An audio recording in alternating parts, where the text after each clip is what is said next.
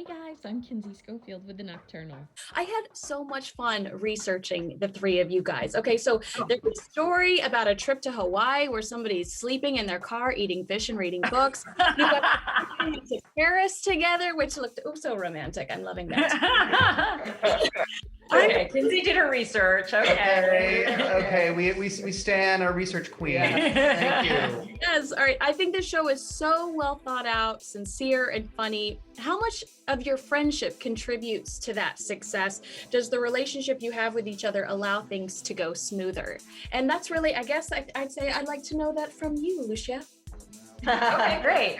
Well, I think, we really, as you know better than anybody, we're real life friends, right? So we just love hanging out together, and we are also all comedians. So as a result, just because we are together so much, it helps us, I think, even if we're not planning on working, we end up having an idea for the show or a piece of dialogue that comes up or an idea for a storyline, or we'll be watching something on TV and it'll inspire something. So inspiration can come from anywhere. And when you're together a lot, that means your inspiration is only going to happen more. So as a result, I think that means, subconsciously, we're kind of almost always working in a way. But on the other hand, I think interpersonally, because we, put our friendship before anything, it means that, we really work on our communication. We try to make sure that that's the thing that's most important to us and our relationship ahead of anything. And so, Paul and I are more than friends, gotta say it. So that really better work out. She knows. She's researched everything. For sure. So we definitely have to put that ahead of a job. But yeah, we just love making stuff together. And so, this is not our first time making something together, and hopefully it won't be our last. Well, I'm ready to be a member of the squad. I'm a huge fan. Come through, You're in, girl. Bring the flower wall. Paul, is Jimmy based off of anyone in real life? Because he's just about the most likable agent I've ever seen on TV. Well, thank you so much. I really think it's important to have representation for representation. And I really think it's important to show, while Jimmy can be bumbling at times, I think Jimmy is also a really good manager. He's he brings these two people together who really need each other, even if they don't know it. So that said, it's based on all of my agents and my manager, absolutely, because they're all just fantastic. Yeah. That's so sweet. All right, Jen, you said on Instagram, the world needs more Jean Smart. I wholeheartedly agree. I don't want to meet the bastard that disagrees. Was she your first choice, and what was your reaction when you found out that you got her? She was absolutely our first choice.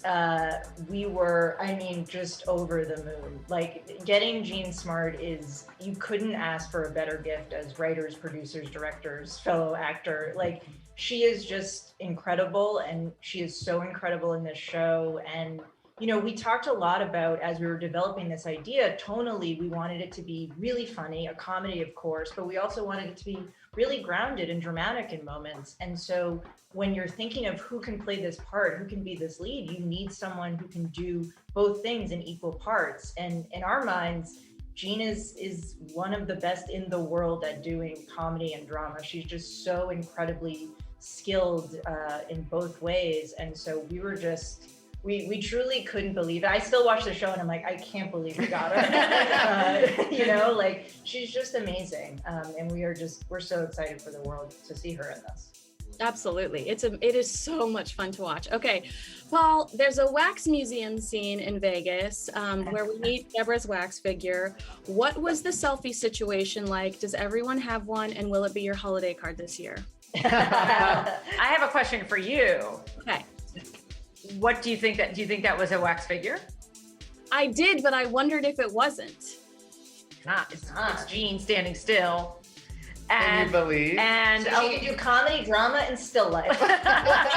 We had a tiny bit of help with a little bit of VFX, but she came in knowing what her position was, being able to hold it, and that was really Jean, yeah. Oh, that is so fun. I love knowing that. Also, I totally forgot to write this down when I was watching, but how did you do all those younger scenes of her? Because those are phenomenal.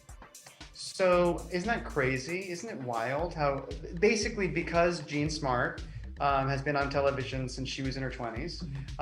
They were able to do deep faking by capturing elements of her face throughout the years from television. And so they were able to use that to recreate a young Deborah Vance. And we have an incredible actress, Olivia, who she would hear Jean's recording of the jokes and then mimic the lip. She would like lip dub them perfectly. Yeah. And she came in every time that we had to shoot one of those and just nailed it over and over and over and over. Never one take was off, even by a millimeter. So the combination of VFX with her incredible performance and then Jean's voice came together in post in a really incredible way. And you know what? You were convinced? I'm 100% convinced. I thought I was like, we had a lot of talented VFX artists, but we should give a shout out to David D. Noggle, who was in charge of all of that, because without him, we couldn't have done it. well, shout out to David. I'm really impressed with his work. He's wonderful. All right, I read an article from February just of this year, and it said that the show had not been named yet. What were some other options for the show, and why Hacks? Whoever feels comfortable answering that. Yeah. Who? You. Okay. Hacks was always our title for the show. But I think that there was just some like clearance stuff that they had. So initially it was like, oh, that isn't necessarily the title because there are some clearance things. So we had, there were some other ones that were pitched, but at the end of the day, we always wanted to call it that. Yeah. So we were really lucky that it came through. I love it. Okay, this is one. I have only a few minutes left with you, so I want to knock this out with everybody. Okay, I've got to get everybody's answers. Oh, wow. Okay. A lot of antiquing on the show. What's the last thing you bought on eBay? What's the last thing you bought on eBay? Yeah, or I mean, if you're if Oh. it's a vintage something. Yes. Easy for all of us. Easy for all of us. Mhm. I actually buy a lot of my clothes on eBay. So I do a lot of vintage shopping on eBay. So that's my answer is I'll tell you exactly what it was. It's a pale pink baby vintage Prada shirt and it's gorgeous. There you go. Silk and it's gorgeous. It's 50-50 whether or not it's actually gonna fit. You have to like go into the process, I think, of buying vintage clothes online, knowing that like half the time it's just not gonna work and you just have to be like, it didn't work. And half the time it's incredible. And you just throw it on That's Poshmark fair. or something. There's it's never a loss. What about you, Jen? Exactly. A Turkish runner for my hallway. Wow, you're adulting over here. I am really adulting. I gotta say, if you need, for rugs, eBay is the spot for rugs. Now- Don't ever buy a rug from a big box store again. Promise me that. Today, make me that promise. You'll buy all your rugs on eBay from now on. And Paul went to go and grab you something to show you what he bought. We got these There you plates, these old plates, set of old plates that were made in Lucia's birthplace, Italy. That was Beautiful. our collective last purchase. That's brilliant, absolutely brilliant. Okay, they say I have 1 minute left and I have 400 questions. So, Say That's them the best fast. one, yeah.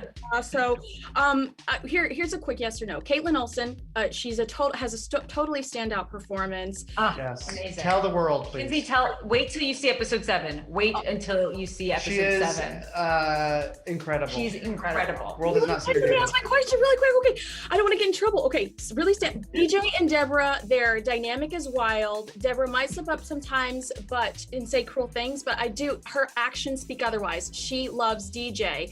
Is it completely unrealistic for me to want Ava to step in and set DJ straight? Oh, I like that. There is a conversation. Yeah. There's a conversation. You know what? They really do bond. You are now a writer on the show because you're calling out things that you will see in episode 7. Yeah. Yeah. Okay, perfect. I can't wait to see it. You guys, I'm so proud of you. Congratulations. This is Yeah, such a thank great you. show, and I appreciate your time today. Thank We you. appreciate your research. Yes, thank Good, you. Really good research. Bye, guys. Have a great day. Bye. Take care.